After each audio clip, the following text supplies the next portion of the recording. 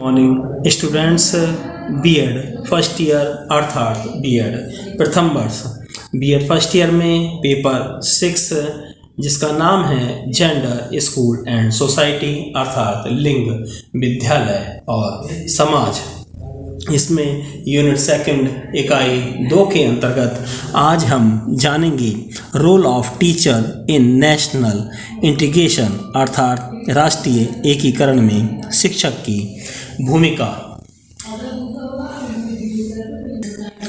राष्ट्रीय एकीकरण की ऐतिहासिक पृष्ठभूमि। विविधता में एकता होना हमारे देश का विशिष्ट लक्ष्य रहा है। प्राचीन काल में विभिन्न प्रजातियों और धर्मों के लोग भारत आए। उनमें से अधिकांश लोग वापस नहीं गए, लेकिन वे भारत में बस गए और भारत को उन्होंने अपना घर बना लिया। वे भारतीय इतिहास और संस्कृति के अंग भी बन गए। दूसरे शब्दों में उनकी भाषा, उनकी राजनीति, रीति रिवाज, धर्म और संस्कृति का धीरे धीरे भारत में समावेश हो गया और वे भारतवासी में घुल मिल गए। इस प्रक्रिया से उत्पन्न होने वाली विविधताओं से भारतीय संस्कृति अधिक समृद्ध हुई है। जब हम भारतीय संस्कृति की बात करते हैं तो हमारा तात्पर्य किसी समुदाय विशेष की संस्कृति से नहीं होता है। उसका तात्पर्य उन सभी श्रेष्ठ गुणों से है जो इन सब समुदायों में सन्निहित है। अगला पॉइंट आता है राष्ट्रीय एकीकरण क्या है। राष्ट्रीय एकीकरण से संबंध किसी राष्ट्र के नागरिकों में व्याप्त एकता की भावना को राष्ट्रीय एकीकरण कहते हैं। राष्ट्रीय एकीकरण से अभिप्राय लोगों में जाति, धर्म, क्षेत्र और भाषा का विचार किए बिना एकत्व की भावना से है। ये भावना राष्ट्र की समृद्धि और शक्ति का आधार होती है। अगला पॉइंट आता है आपका विविधता में एकता। एकता 2 प्रकार की होती है।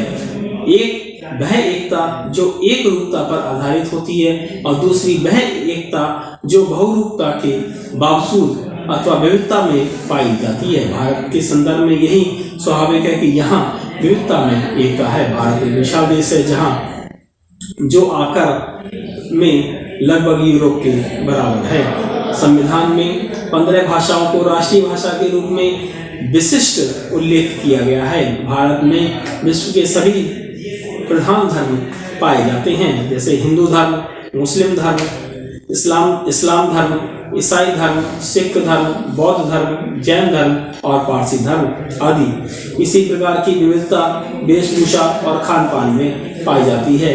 देश इतना बड़ा है कि जब इसके किसी एक भाग में सूखा पड़ता है तो दूसरे भाग बाढ़ की चपेट में आ जाता है।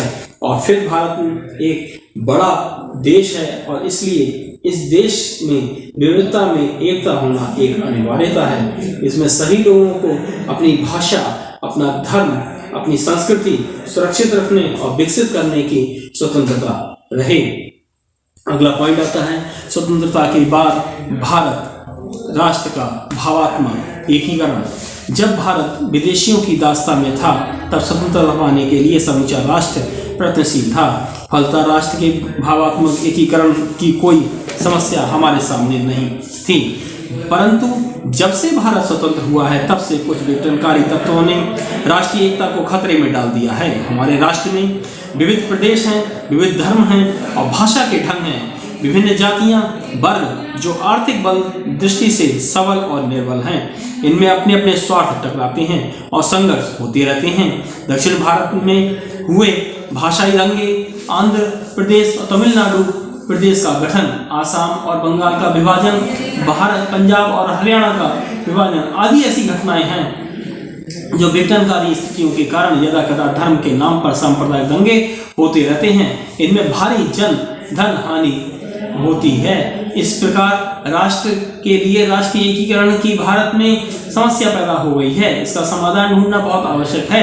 शिक्षा इस समस्या को हल करने में भारी योगदान कर सकती है। अगला पॉइंट आता है राष्ट्रीय एकीकरण में बाधाएं। कुछ ऐसे तत्व होते हैं जो राष्ट्रीय एकीकरण में बाधा पहुंचाते हैं। कभी कभी लोग अपने धर्म, जाति, भाषा के मामलों में बहुत अधिक उत्तेजित हो जाते हैं। इससे समाज में अनावश्यक संघर्ष होता है और ये स्थिति देश की एकता और अखंडता को कमजोर कर देती है। निम्न बाधाओं के कारण हमें अभी तक राष्ट्रीय एकीकरण में सहायता नहीं मिली है। पहला आता है ऐतिहासिक आधार का कारण। ऐतिहासिक आधार के कारण के अंतर्गत पहली बात है इतिहास के अध्ययन से पता चला है कि भारत में पूर्व राष्ट्रीय एकीकरण कभी भी संभव नहीं हुआ है।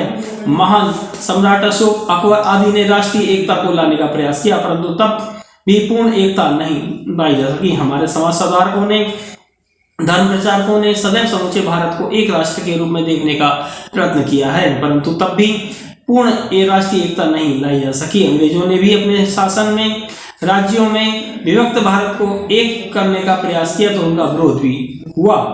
आज भी इस विचारधारा के लोग मिलते हैं जो कहते हैं कि समूचा भारत एक नहीं हो सकता है, क्योंकि इसमें कई राज्य विद्यमान हैं। नंबर 2, धर्मों की विभिन्नता का सांप्रदायिकता।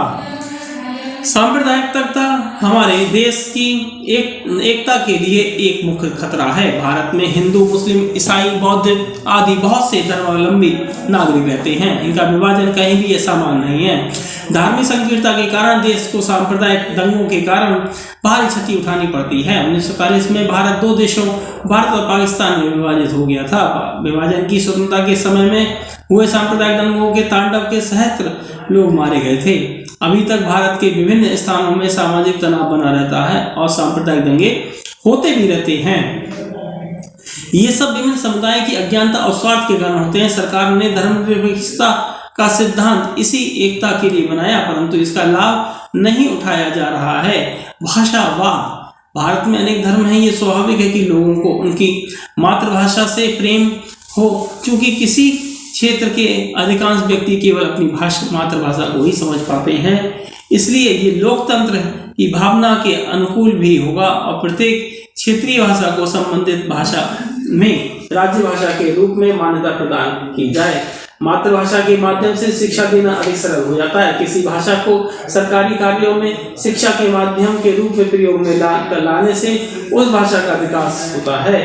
विभिन्न भाषाओं के विकास को बढ़ावा देने के लिए हमारे संविधान में उनमें से 15 को राष्ट्रभाषाओं के रूप में मान्यता प्रदान कर दी, लेकिन अपनी राष्ट्रभाषा के प्रति प्रेम होने और दूसरी भाषाओं के प्रति संकीर्णता होना, घृणा की भावना नहीं होनी चाहिए। देश की भाषा हिंदी होगी और देवनागरी लिपि होगी का विरोध कुछ दक्षिण भारतीय आज भी कर रहे हैं। अगला पॉइंट आता है आपका जातिवाद।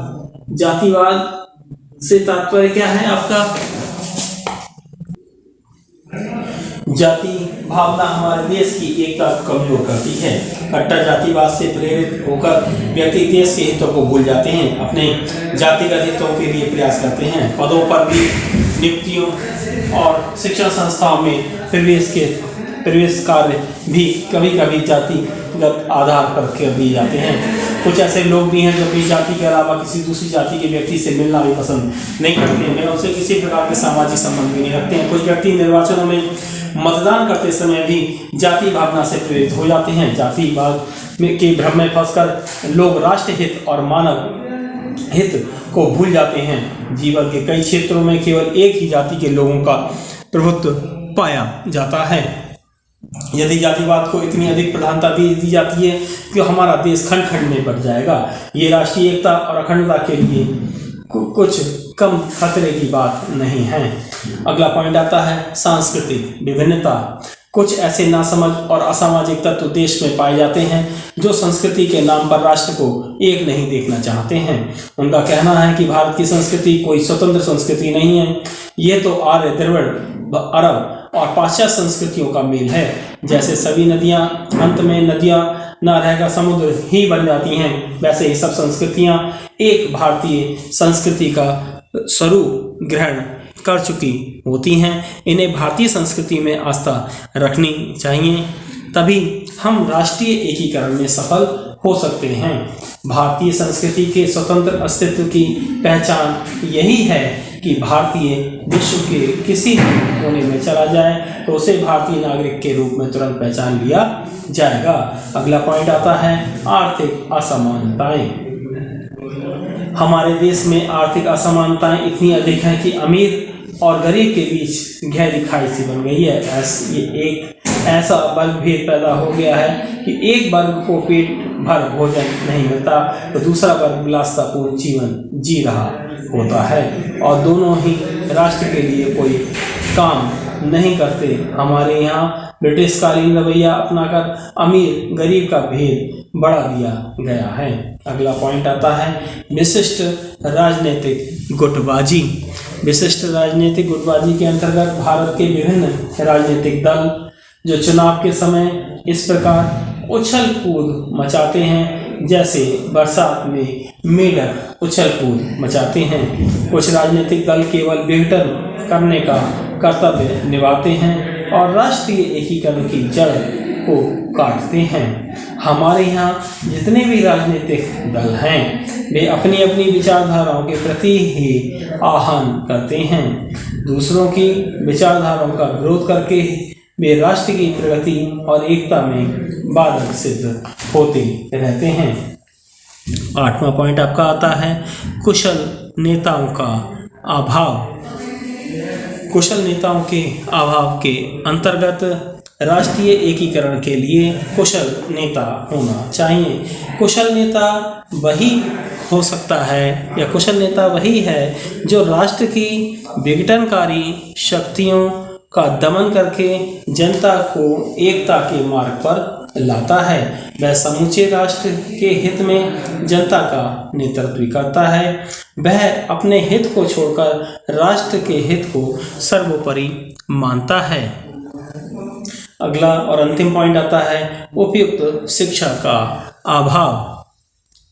हमारे देश की शिक्षा व्यवस्था मूलतः ब्रिटिश प्रणाली पर आधारित है जो देश के लिए कुशल नागरिक तैयार नहीं करती और स्वतंत्र भारत की आवश्यकता को पूरा नहीं करती है। शिक्षा का स्वरूप बदला हुआ होना चाहिए जिससे विद्यार्थी राष्ट्रभक्त सुयोग्य नागरिक बन सके। स्कूलों में क्षेत्रीय नेताओं का अध्ययन कराया जाता है। अन्य क्षेत्रों धर्मों और समाज के नेताओं का अध्ययन उन्हें नहीं कराया जाता है। राष्ट्रीय नेताओं का जीवन चरित्र भारतीय बालक के लिए एक प्रेरणा स्रोत होना चाहिए। उनका इस प्रकार से होना चाहिए जिससे बालक उनसे प्रेरणा ले सके, उनकी छवि को अपने ऊपर ध्यान में रखे, उनके बताए हुए मार्ग पर चल सके। Thanks for watching. धन्यवाद।